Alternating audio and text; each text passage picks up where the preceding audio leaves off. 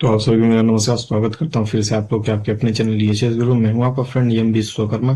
तो चलिए शुरू करते हैं आज की वीडियो को और समझते हैं आज की टॉपिक को।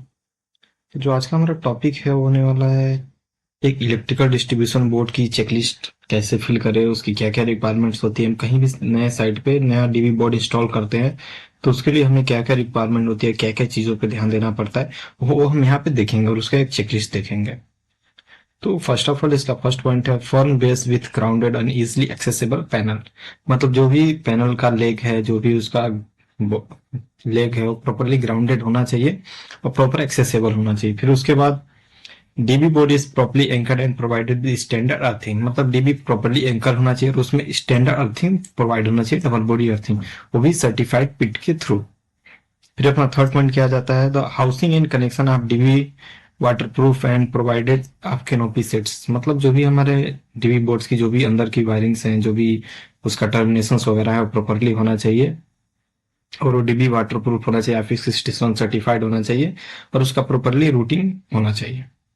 फिर नेक्स्ट पॉइंट अपना क्या आता है इसमें, फर्स्ट पॉइंट आ जाता है metal clad distributed are board provided. मतलब जो भी उसका बोर्ड है वो प्रॉपरली मेटल क्लैड का होना चाहिए और वो लगा होना चाहिए डीबी बोर्ड में। फिर इस फिफ्थ पॉइंट अपना जाता है confirmation of portability and lock and की अरेंजमेंट। मतलब कोई भी किसी भी डीबी बोर्ड में लॉक एंड की प्रोविजन होना चाहिए डोटो लगाने के लिए या उसको प्रॉपर्ली लॉक करने के लिए, जो सर्टिफाइड इलेक्ट्रिशियन सर्टिफाइड पर्सन है उसको ओपन कर सके।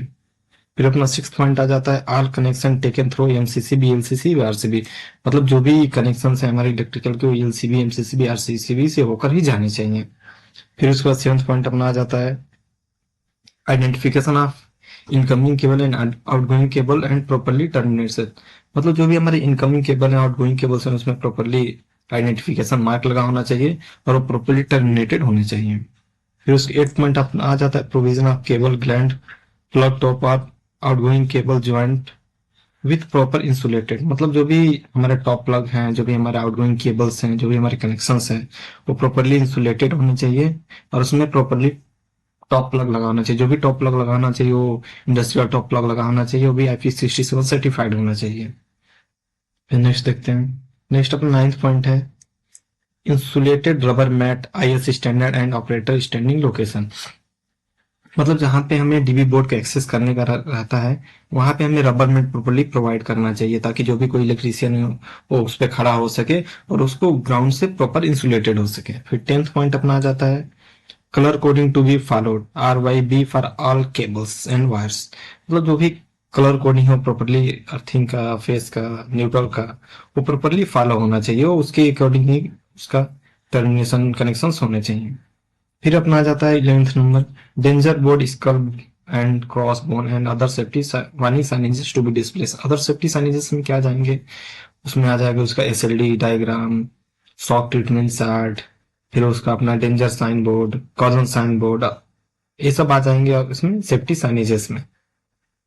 फिर उसके बाद 12th नंबर आ जाते हैं, बहुत इंपॉर्टेंट पॉइंट है, वहां पे अथॉराइज इलेक्ट्रिशियन का name contact detail with photos वहां पे डिस्प्ले होना चाहिए ताकि इन केस ऑफ इमरजेंसी कोई भी कनेक्शन लेना है, कुछ भी करना, तो हमें उस इलेक्ट्रिशियन से कॉन्टेक्ट करके हम वहां पे अपना काम कर सके। फिर अपना 13 पॉइंट आ जाता है केबल पुट अंडरग्राउंड और ओवरहेड इन वेहिकुलर मूवमेंट एरिया। मतलब जो भी व्हीकल मूवमेंट एरिया है वहां पे केबल जो है अंडरग्राउंड होना चाहिए या ओवरहेड ही होके जाना चाहिए। इससे क्या होता है कि कोई व्हीकल्स में केबल फंसने का, केबल खींचने का चांसेस नहीं रहते। लिफ्टिंग एरिया में क्या होता है हम केबल ग्राउंड कर देते हैं, रिमूव कर देते हैं। तो आशा करता हूँ कि आप लोगों को एक डीबी बोर्ड की रिक्वायरमेंट समझ में आई होगी। ये बहुत ही इंपॉर्टेंट टॉपिक इसलिए हो रहा है क्योंकि हम कहीं भी नया साइड स्टार्ट करते हैं, कुछ भी करते हैं, तो वहां पे हमें नया डीबी बोर्ड इंस्टॉल करना पड़ता है। जो ये सब हम रिक्वायरमेंट फुलफिल करेंगे तो हमारा कोई ऑब्जेक्शन नहीं आएगा, हम प्रॉपरली सेफली पूरा रिक्वायरमेंट फुलफिल कर पाएंगे। तो चलिए मिलते हैं नए वीडियो में नए टॉपिक के साथ। धन्यवाद।